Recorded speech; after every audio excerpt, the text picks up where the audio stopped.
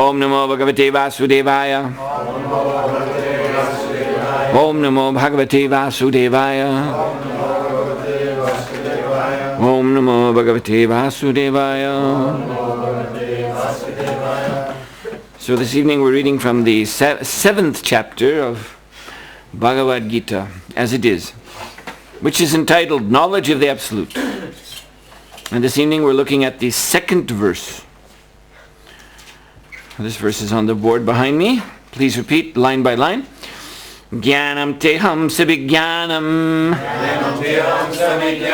idam vikshani sheshataha yad gyatva neha bhavo nyaj gyatavyam avishishyate. Jnanam. Translation and purport by His Divine Grace, Srila Bhaktivedanta Swami, Srila Prabhupada Ki Jai. I shall now declare unto you in full this knowledge, both phenomenal and numinous. This being known, nothing further shall remain for you to know. Purport. Complete knowledge includes knowledge of the phenomenal world, the spirit behind it, and the source of them both. This is transcendental knowledge. The Lord wants to explain the above-mentioned system of knowledge because Arjuna is Krishna's confidential devotee and friend. In the beginning of the 4th chapter, this explanation was given by the Lord, and it is again confirmed here. Complete knowledge can be achieved only by the devotee of the Lord in disciplic succession directly from the Lord. Therefore one should be intelligent enough to know the source of all knowledge, who is the cause of all causes, and the only object for meditation in all types of yoga practice. When the cause of all causes becomes known, then everything knowable becomes known, and nothing remains unknown. The Vedas, Mundaka Upanishad 1.3, say, Kasmin Bhagavo Vigyate Sarvam Idam Vigyatam Bhavati. Again, this verse reads, Jnanam te haham sabhijnanam idam bhakshyami asheshataha. Yajgatva neha bhuyo nyaj. Gyatavyam avishishyate. Please repeat the translation after me. I shall now declare unto you, in full this knowledge, both phenomenal and numinous. This being known, nothing further shall remain for you to know. Mukam karoti bachalam mangam langayate garim yutkripataraham bande Shri Gurun Dinatarinim.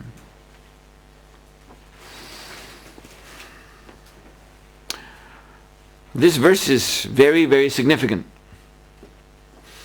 One significance is that when Srila Prabhupada brought into being the Bhaktivedanta Institute, this is ISKCON's Science Institute, which is still doing work, particularly in India.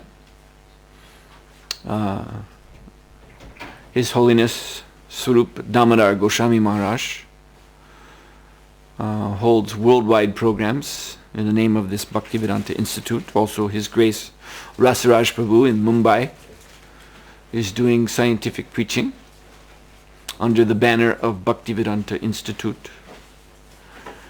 And His Grace Druta Karma Prabhu, who I believe has been here,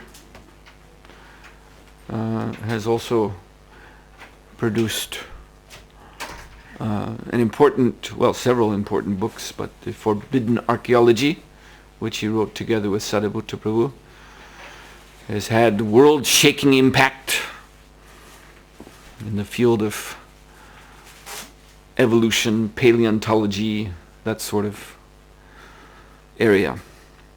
So when Srila Prabhupada brought this Bhaktivedanta Institute into being, he proposed that there be a journal, and that journal is indeed still being produced by His Holiness Swarup Damodar Maharaj.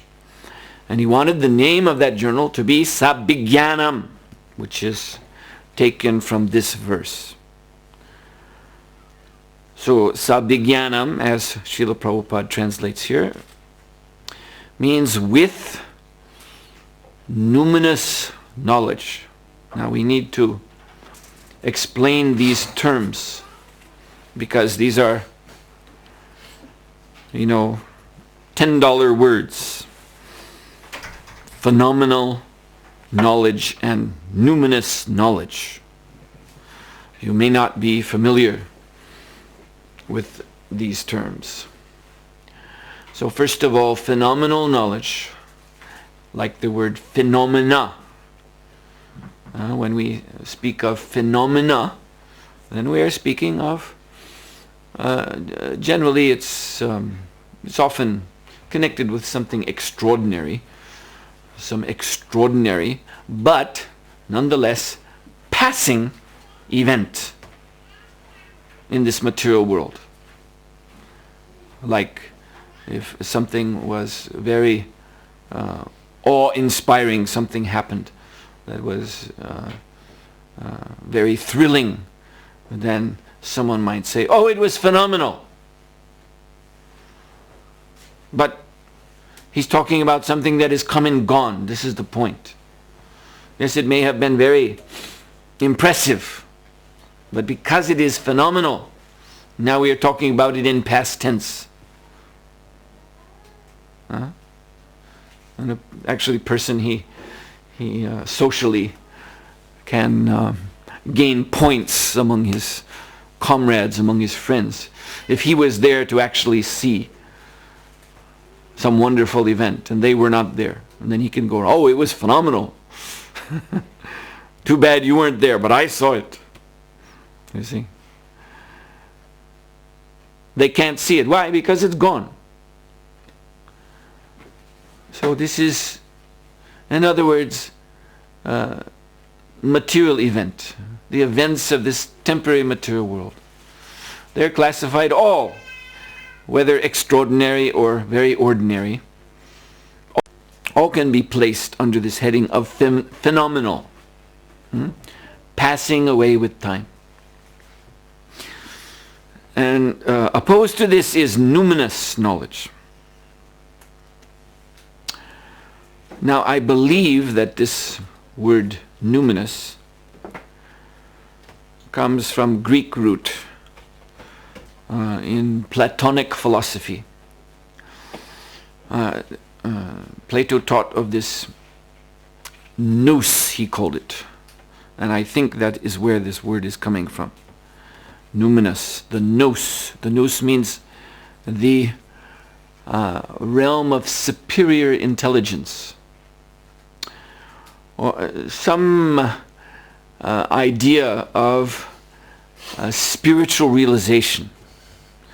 And there is a realm, a higher realm, which he called the realm of ideas. And so when one cultivates this, what he, in his philosophical system, termed nous, then we can access this realm of eternal and perfect ideas. So this is something that is, in broad strokes, it has many remarkable similarities to our Gaudiya Vaishnava philosophy, in broad strokes. When you get into specifics, then Platonic philosophy also starts to fall apart. Because after all, Plato, Socrates, they were also speculators. But apparently they started off with some Vedic ingredients. There are some historical indicators to that. So the basic form of Platonic philosophy is that we have this world which is a mere reflection. In other words, again, phenomena, a phenomenal reflection of a pure realm of eternal ideas, he called them. Now, but his use of this word idea is not the same as the way we use it today. Idea just means some notion you get in your head. Oh, I have an idea, why don't we? But he was referring to forms, pure thought forms that are manifest in this nous, a kind of eternal mindscape. And so by proper reason, as Plato explained, according to his philosophy, then one can penetrate this mindscape of pure thought forms. And one will see there, as he explained, that, for example, here we have flowers, but flowers are very temporary, very phenomenal things. You know, we bring flowers to offer to the deity, but they have to be taken away after a day. Actually, that is by Prabhupada's order. In Vrindavan, Srila Prabhupada, because Prabhupada, especially in Vrindavan, would inspect everything. And devotees quickly came to know that, if you've done something provisional, something that's not up to standard, but provisional because you're not able to get everything together as it should be, so you're thinking, well, just for a day or two we'll do it this way. But Prabhupada would find out about it. And he would always, like as if he had radar, any even well-intentioned compromise, Prabhupada would seek it out and find it. So once he happened to look into the deity room, and he saw baskets of flowers that were to be offered to the deity, and he said, "What are these?" And the Maharaj in charge at the time said, "Oh, these are flowers for the deity." And Srila Prabhupada said, "But they're old. They're all already wilting." And the Maharaj said, "But Srila Prabhupada, it takes a while to pick them, so we pick them the day before. And then we offer them the next morning." And Prabhupada said, "No, they must be picked on the same day and offered the same day." So, flowers are a very perishable thing once they're picked. Very phenomenal. They're beautiful, sweet-smelling, very nice creations of Lord Krishna, but very phenomenal. But in Platonic philosophy, he proposed that in this nous mindscape, there is the eternal idea form of a flower. And it is perfectly real and unchanging and reflected in this world. So you see, this is a very, very important pillar of our Gaudiya Vaishnava Vedanta philosophy. So this is where we get these words from in this verse. Prabhupada, when he did his translations, he selected, it was amazing with what care and attention he selected words by which he rendered Sanskrit terminology into English. So this is a very apt example of that. His use of the words phenomenal and numinous.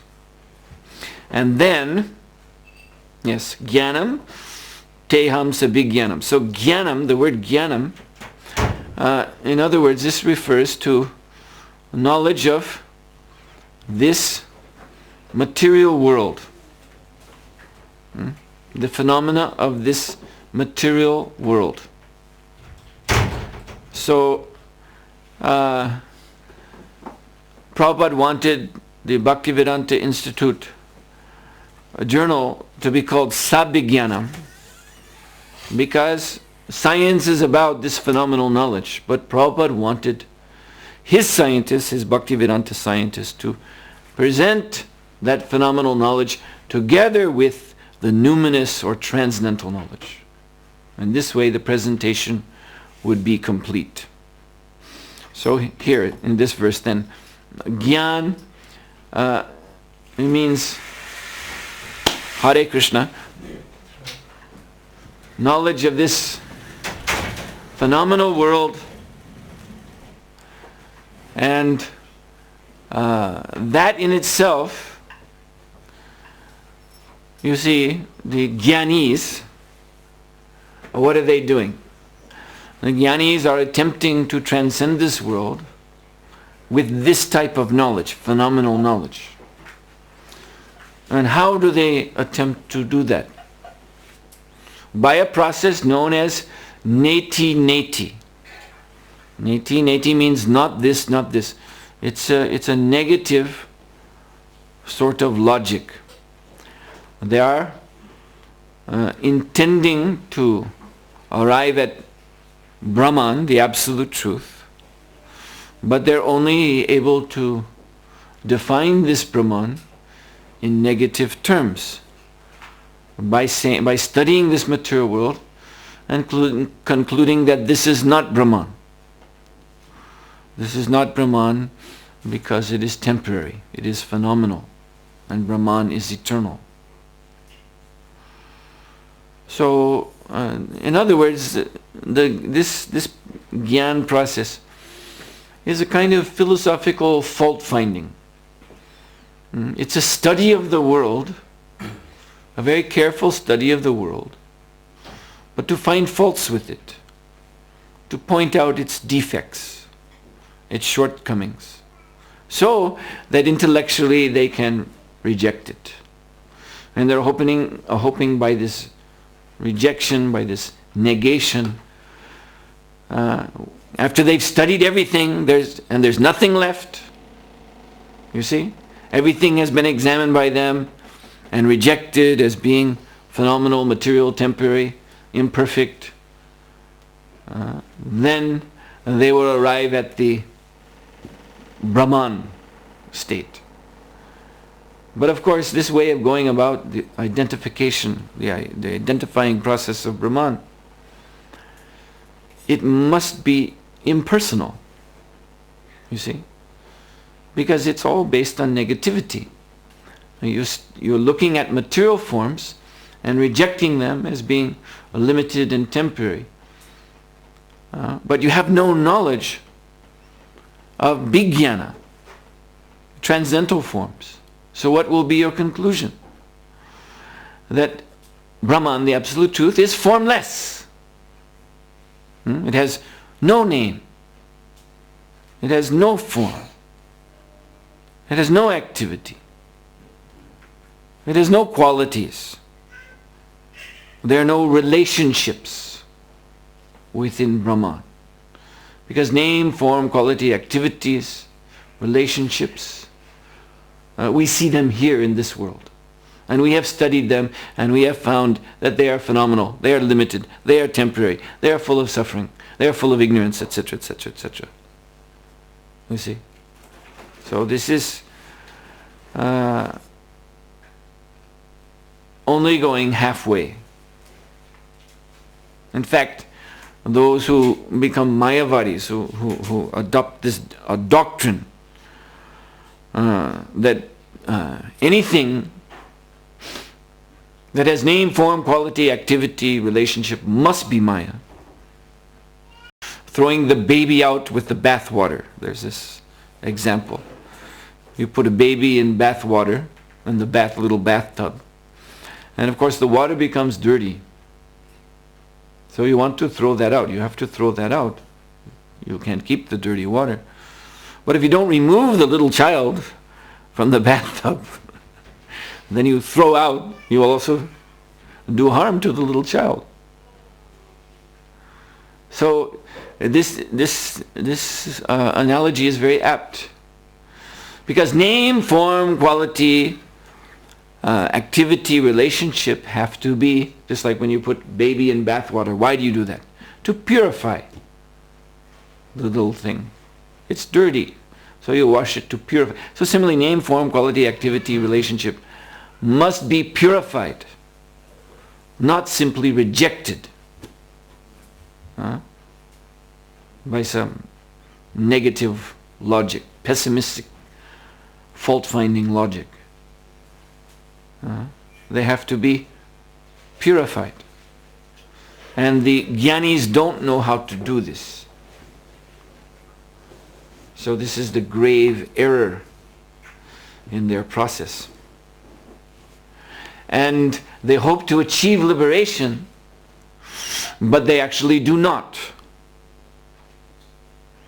This is explained in a famous verse in Srimad Bhagavatam, in which the jnanis are said to be avishuddha buddhaya.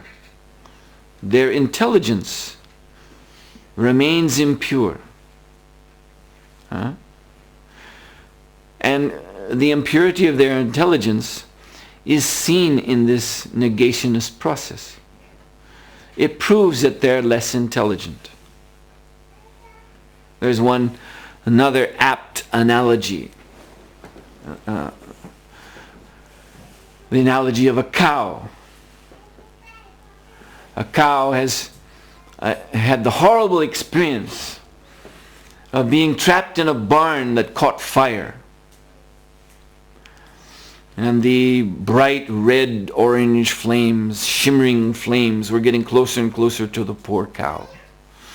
And she was tied up in the barn, and she was crying in horror, about to be burned up. But at the last moment, the farmer broke in and untied her and led her out. The rope around the neck, led her out of the barn, saved her at the last moment.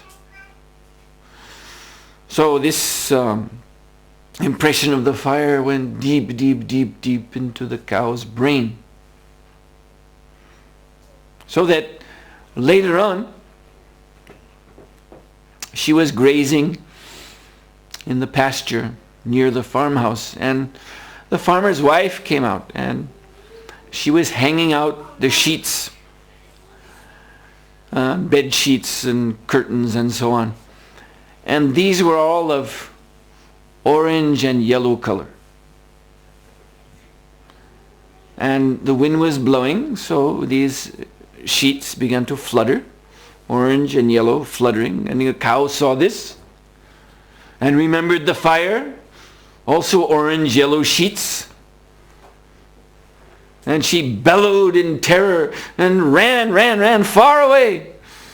And the farmer was having to go after her to bring her back.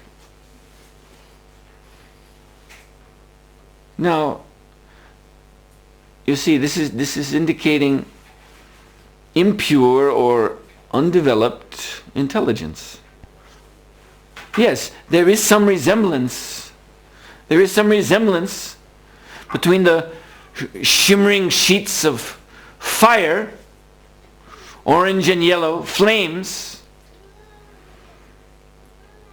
and sheets of cloth, curtains and bed sheets and so on, dyed orange and yellow, which are fluttering in the breeze on the clothesline. There is some relationship, but if one is a careful observer, if one has discrimination, one will also understand there's a difference, and we have to be cautious with the flame, but there's nothing to be afraid of from cloth sheets on the clothesline. But what can you say? This is a cow. A cow is, of course, an animal, so the intellect is not developed. So the impersonalists, these jnanis, impersonalist jnanis, they're also following this go nyaya, cow logic. They have experience of this material. What Lord Buddha after he achieved his enlightenment, then his first lecture at a place called the Deer Park, it has gone down in history as the fire lecture. So this is a very, very apt presentation of this type of neti philosophy, the fire lecture, where he was saying that everything, your eyes, your ears, your tongue, your nose, everything that you're experiencing, all phenomenal existence, is burning. It's fire. You see? Because of this, what we're experiencing here, we are undergoing birth and death, disease and old age. We are like trapped in a fire and being consumed by it. At every moment, time is robbing us of our life.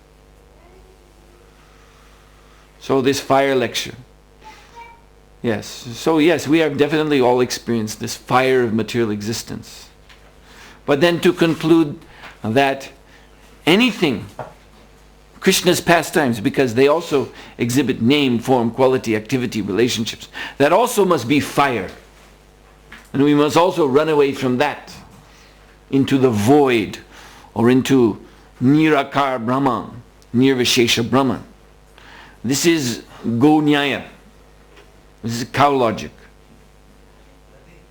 So Bhagavatam says, these kind of philosophers, Avishuddha Buddhya, their intelligence is impure. Huh? And they may think they have achieved liberation. But vimukti manina. Yes, it is only on the mental plane their liberation. And you know, Prahlad Maharaj warns about this. Mano rattana satti dhavato bihi. Riding the chariot of the mind.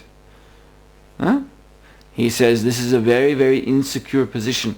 When your whole, so to speak, spiritual life is depending upon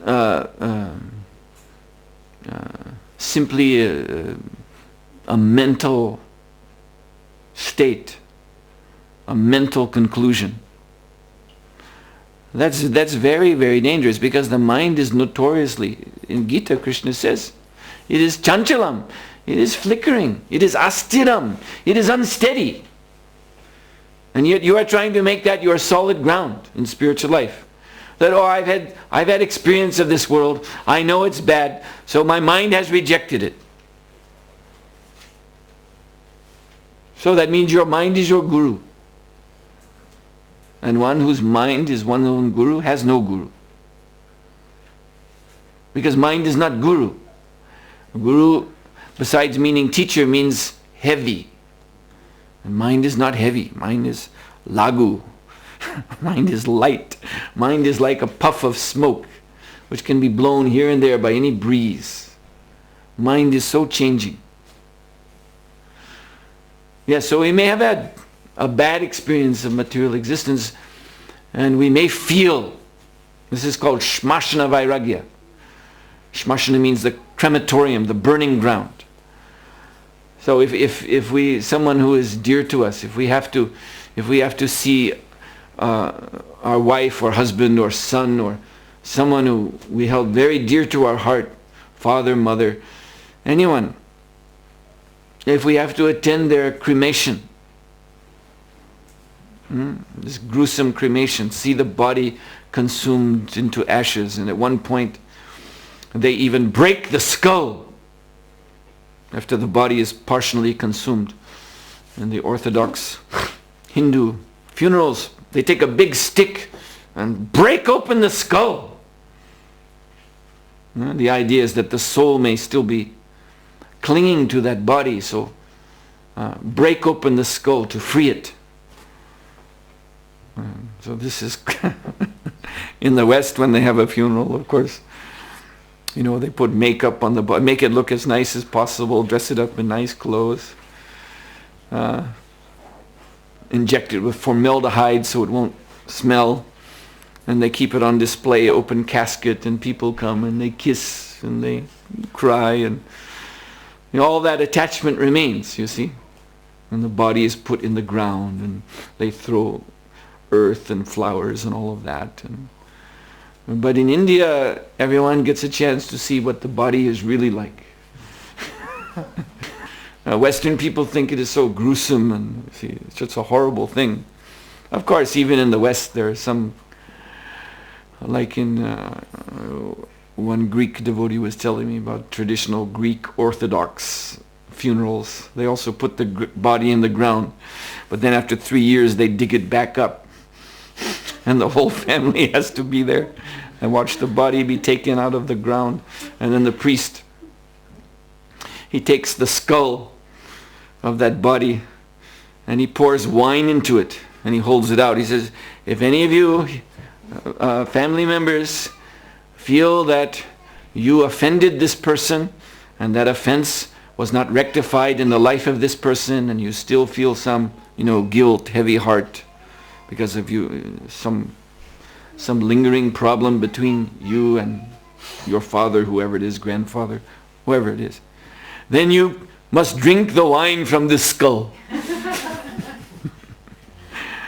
This I was told. So, also in Europe, then there are some practices like that to teach us what is of course, that's very tamasic. That sounds like the Vamamarg Tantra, left-handed Tantra path that the Shaivites follow. They also drink wine from skulls. Anyway, but Smashana Vairagya, this is the point. Because actually this Greek devotee was telling me that when he saw his father, after 3 years, dug up out of the ground, and then they put they wash the bones in wine, and then they place the bones under the church, and the family has to be there and watch that whole thing. He said it was so disturbing because he was just a boy of about 10 years old, and he had to see all that, and he was so disturbed. He said it psychologically shocked him very deeply. So Shmashana Vairagya, you see, if we have to attend, see the burning of a relative or something even more horrible like this Greek form of funeral ceremony, and then a sense of Vairagya, renunciation or disgust towards the world will certainly come up. But it is, like we were telling in another class, quoting Rupa Goswami, it is Palgu also. Palgu means the same thing, like I said. There's Guru and there's Lagu. Lagu means light. Palgu also means lightweight. It is lightweight renunciation. There's no guarantee it's going to last. And we have a very apt example in our modern Western culture. There are so many doctors, so many medical schools, so many people going to medical schools, learning all about this physical body. They have to perform, as students, they learn about the body by, they bring in fresh cadavers into the laboratory, fresh dead bodies. And they have to gather around and watch teacher take a scalpel and cut it open. And then he'll tell the students, now you remove the intestines. And they have to reach in and pull out all the intestines and put them to one side. And then he makes another incision. Now take out the heart. And take out the lungs. Take out the brain. And so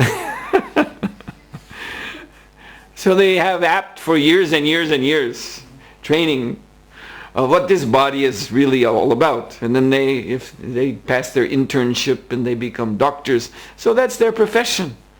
Dealing with this body, performing operations.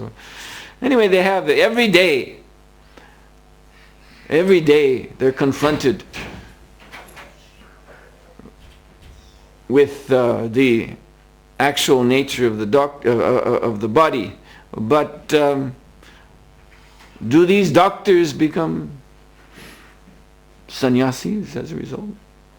Do they give up sense gratification? Do they become renunciates, vairagis?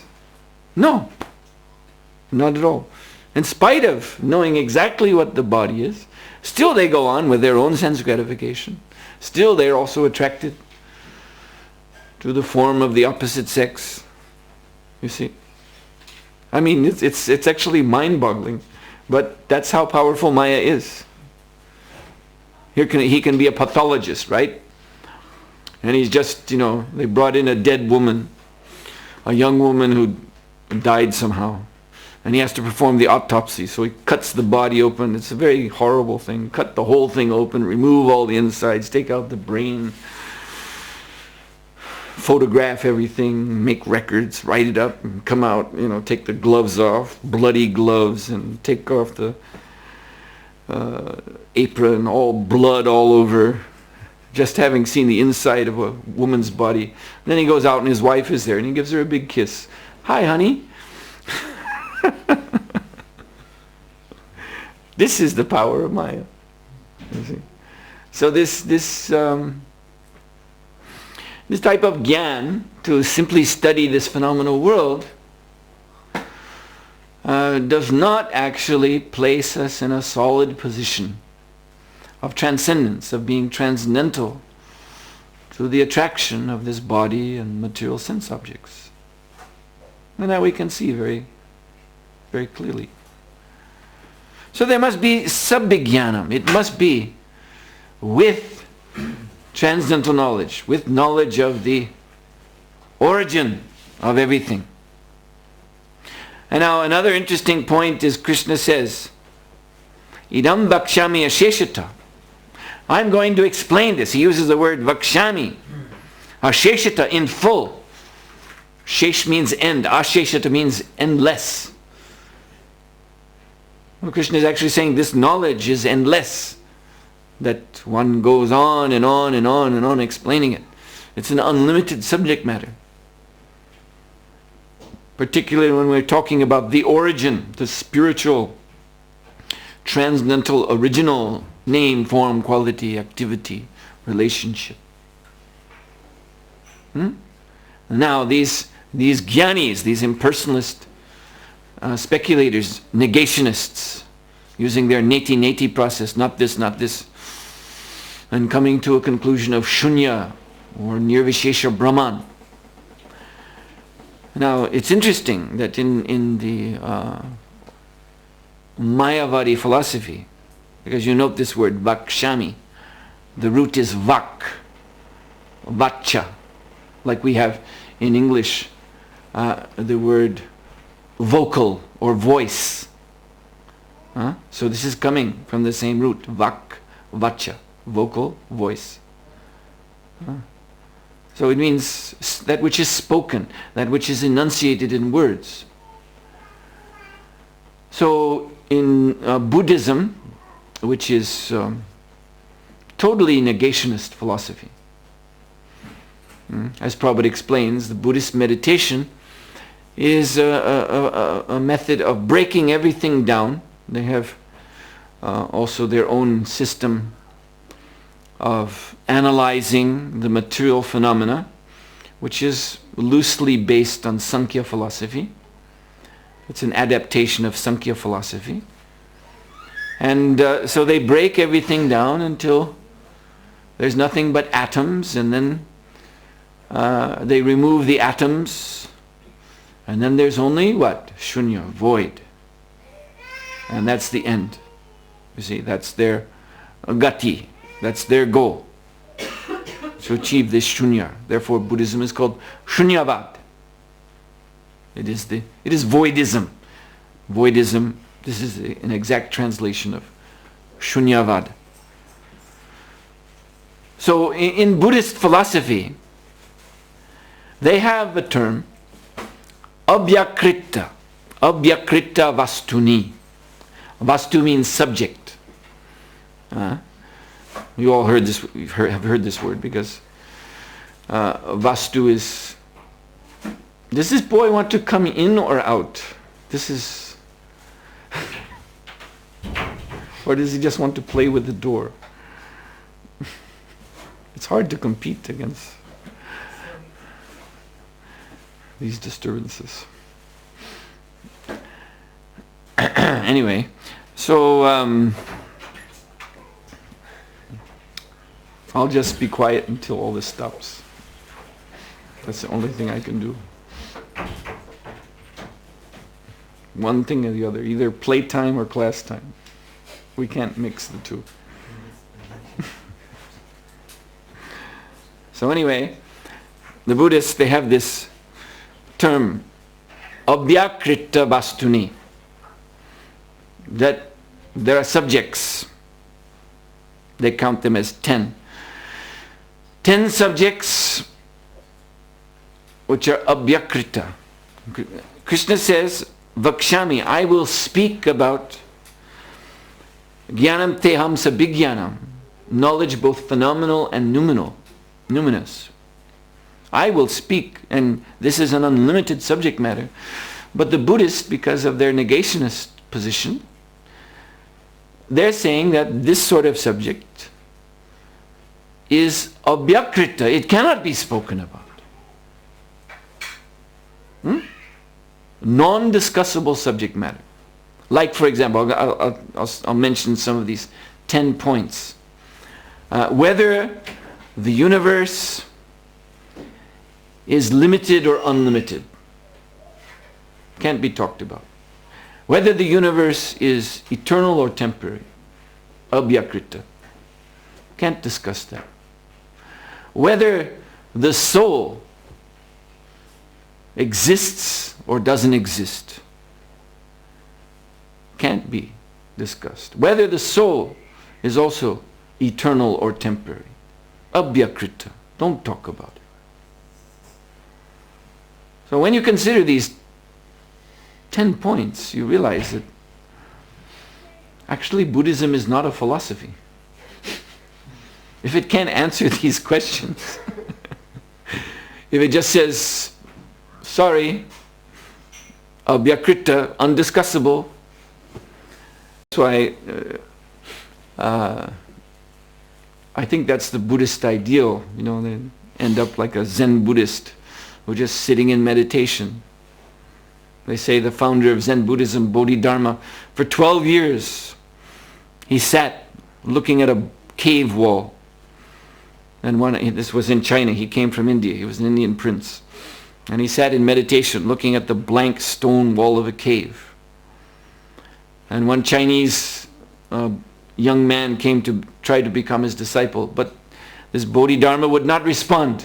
The Chinese boy was offering obeisances and begging him, "Oh, great sage, I know you have achieved great enlightenment. You are so austere." He was so austere that because of this meditation, just looking at a blank wall, what is that?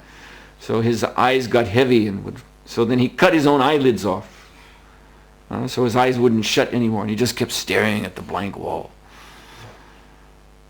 And the Chinese boy kept coming for 12 years, again and again, following at the feet of Bodhidharma. "Please accept me as your disciple. I want to know this knowledge."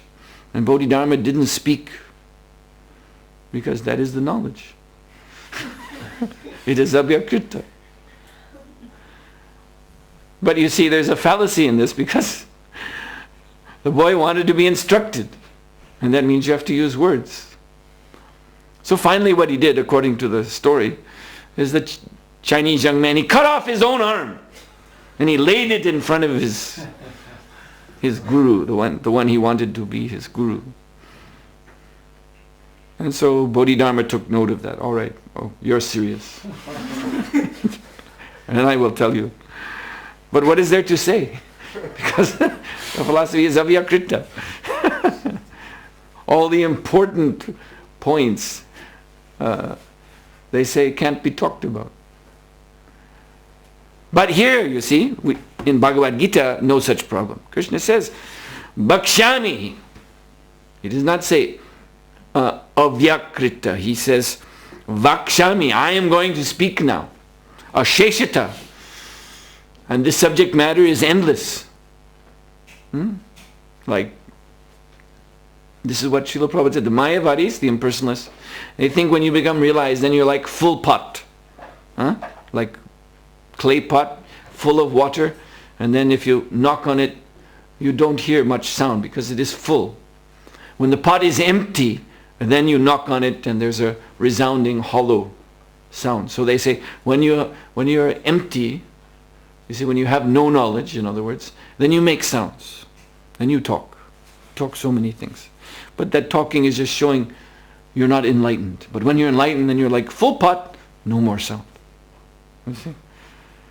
So that's their example. But Srila Prabhupada says for Vaishnavas, Krishna, because Krishna is so wonderful, he is Bhagavan, he is full of all glorious opulences. Therefore when we become fully Krishna conscious, we have unlimited subject matter to talk about. And that talking, it is not of this material world. It is called in Srimad Bhagavatam, Vaikuntha Vacha. It is the Vacha, again this word, the Vak of Vaikuntha, of the spiritual world. The glories of Krishna, which are pure and transcendental. Shabda Brahma, spiritual sound. It is not material, it is not laukika shabda, ordinary sound, which simply binds us to illusion. Like when you turn on the television and you see what they call a talking head, because the camera, is focused on a head. So in your TV box, you'll just see one head there talking to you.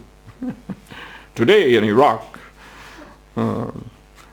U.S. Marines found $500 million in gold bullion, blah, blah, blah, blah, blah. So, talking head. So all of this kind of, talking head vacha that you hear on the TV or radio, this is called laukika. It means ordinary, worldly, phenomenal. It won't do you any ultimate good. You don't really learn anything. You're hearing something, receiving information. But it is not purifying to the heart. So this knowledge Sabhigyanam, the transcendental knowledge, will never be revealed. In fact, the heart is being smothered, is being covered more and more and more and more and more and more by ignorance. Because when one is tuned into this vibration, that means you're accepting this material world as real. One is very eager. What Prabhupada said in the Bhagavad Dharma discourses, which Prabhupada gave in September 1972, which was for me a very important point in my spiritual life, because I attended each one of these lectures, and that's where I feel that Prabhupada trained me. It wasn't just me, but of course there were hundreds of disciples there, but I was really intently hearing Prabhupada's explanation of this Bhagavad philosophy. So in this Bhagavad Dharma discourse, Srila Prabhupada made this very same point, you see, that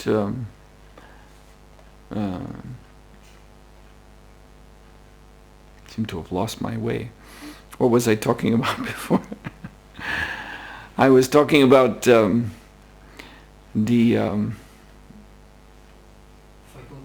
Vaikuntha Vacha. Oh yes, exactly, precisely. So yes, and so Prabhupada said in this Bhagavad Dharma discourse that he said there's an easy way to tell the difference between a materialist and a spiritualist. He said just see what they like to read. So a materialist, he likes to read newspaper. He likes to read news magazines, these kind of things. Mundane subject matter, laukika shabda. You see, every morning they get up and they go to the breakfast table and they have to have their big mug of Java and their morning newspaper. You see? And what do the devotees do at the same time? 7 o'clock in the morning. They're here in the Bhagavatam class, hearing Srimad Bhagavatam, reading Srimad Bhagavatam. Srila Prabhupada said, there's a clear difference. You want to know who is a materialist and who is a spiritualist? Just see what they read. The devotee, he likes to read the Bhagavatam. He likes to hear Srimad Bhagavatam. The materialist, it's not just likes to, he has to read the newspaper. If one morning the newspaper is not there, he's very disturbed. Where's my newspaper? Well, paper boy didn't come yet. What? What the hell is this? What? And he calls up angrily the newspaper office or something. Where's that paper boy? I need my paper. He'll be disturbed the whole rest of the day if he didn't get his fix of mundane kata. He really feels he missed something. You see, it's very interesting. Morning class, you see, it's 7 o'clock in the morning. So in the Hare Krishna temple, we're also hearing, but we're hearing news of the spiritual world. We're hearing the Srimad Bhagavatam, Vaikuntha Vacha. And 7 o'clock in the morning in all these apartments and houses, people are reading the news of the world of birth, death, disease, and old age. And they're thinking this is very important, very necessary. Have to know what's going on. Have to keep up to date. You see? Now this is whole two different realms of hearing and chanting. One is purifying the heart of the material disease, and one is piling the heart deeper and deeper and deeper in the stool of material subject matter. Oh? Idam vakshami sheshara. So Krishna says, I'm going to speak on this. And this speaking is purifying. He goes on to say, Yaj gyatva neha bhuyo nyaj gyatavyam avashishate. When you hear this from me, then it will bring forth knowledge in your heart. And by this knowledge, nothing further shall remain for you to know. In other words, it will destroy all ignorance. And this is a consistent theme of the Srimad Bhagavad Gita. The utter destruction of all ignorance from the heart of the living entity by the process of hearing. This is the culmination of the Gita. We turn to the 18th chapter. This is how Gita concludes. Bhuya, similar language. Bhuya. Shunu me, hear from me. Paramam vachaha. Again that word. Vachaha. Shunu, hear from me. Paramam, the supreme. This is, again, paramam means transcendental. It does not mean worldly, laukika. The opposite. Paramam vacha or Vaikuntha vacha. And then ishto si me didham iti to vakshami te hitam. Because you are my very dear friend, I am speaking to you my supreme instruction, the most confidential knowledge of all. Hear this from me, for it is for your benefit. You see? This will do you real good, Krishna is saying. And then he gives this instruction, Manmana bhava mad bhakto madhyajima. Become my devotee. Always think of me, worship me. Bow down before me, and my servants become very meek and humble. Sarvadharma prityaga. Mamekam sharanam braja, famous. 1866, the whole Charan Shloki of Bhagavad Gita. And in this same section, Krishna says, yes, here he says, in the text 58, of chapter 18, very important point. Machitta sarva durgani mat prasadat tarishise atta chitvam ahankaram na shoshashi vinangshashi. So nashashashi means if you do not hear from me, if you do not do this hearing, vinangshyasi, you will be destroyed, you will be lost. You see? If you become conscious of me, matchitta, sarva durgani, mat prasadat tadashisi, you will pass over all the obstacles of conditioned life by my grace. Very significant language. Sarva Durgani. Durga Devi is the mistress of this material world. Durga in Sanskrit literally means prison. Durga.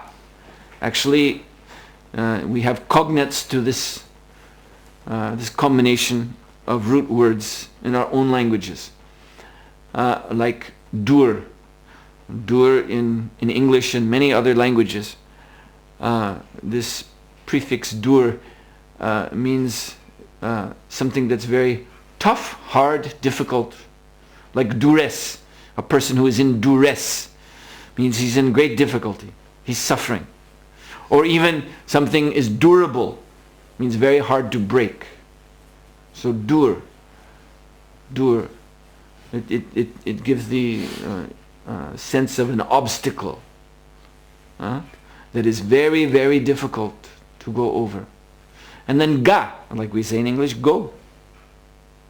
Durga means Durga Devi makes your going difficult. That's how this word Durga is to be translated. Durga Devi, the mistress of the material world, she has imprisoned you here, and therefore it is very, very difficult for you to go anywhere except through the cycle of birth, death, disease, and old age. Again and again and again and again. And so Krishna declares, has already declared earlier in the Bhagavad Gita, Mama Maya Duratyaya, dur again. Mama Maya Duratyaya, my Maya is extremely difficult to overcome. It means there's nothing we can do on our own to get out of this fallen condition. Then he goes on to say, but if you surrender to me, Mama Maya Duratya, Mamevam ye prapadyante, Mayamitam tarantite, then you will cross beyond it. Now, this verse 1858, Krishna is saying basically the same thing, but he's giving additional elaboration. Because the question may be, all right, so Krishna is saying, Mameva me prapadyante, surrender to me. But how do I go about doing that? What's the specific process? What does Krishna want from me? What does he want me to do? That he will recognize I'm surrendering to him, and therefore let me cross beyond his maya, which is otherwise impossible to get over. That is being explained here. Machita, he says, you become conscious of me. You become conscious of me. So this mameviye prapadyante, in other words, not blind surrender. It's not blind surrender. You know, oh yes, okay, Krishna, I give up. You see, whatever you want, I don't know what you want, but whatever you want. You see, not that. You know, Krishna says, Machita, you become conscious of me. It means you must attain this, what we heard in tonight's verse, sabhigyana. You must attain this realization of my spiritual nature. This is what Machita means. Then, sarva durgani mat prasadat tarishasi. Then, mat prasadat means by my grace, my mercy. Tarishasi means crossover. Crossover. Like I speak of this. Kali Santarana Upanishad. Kali, the age of Kali. Santa, the saintly persons. Taran, how they will cross over the age of Kali. So Tarishasi, another form of the same word. So by my mercy, Tarishasi, you will cross over what? Sarva Durgani. The entire obstacle course of this material existence, which nobody can get out of on their own. It is so formidable. Sarva Durgani, the whole thing, you will cross over by my grace. If you become conscious of me. And how do you become then in this word, we in this verse, last line, shoshashi, you hear. Tat shunu, Krishna says elsewhere. Shunu me, hear from me, again and again. Hear from me, hear from me. Krishna is acting as Arjuna's guru. And this is the essence of that relationship. Guru is not about, simply nice smile. Prabhupada said, used to sarcastically remark about, long white beard and big turban. This is the accoutrements of guru for many people, you see. If he has nice saffron cloth and long white beard and a big turban and can smile and be very, very charismatic, then, this is guru. This is guru. Yes, he is my guru.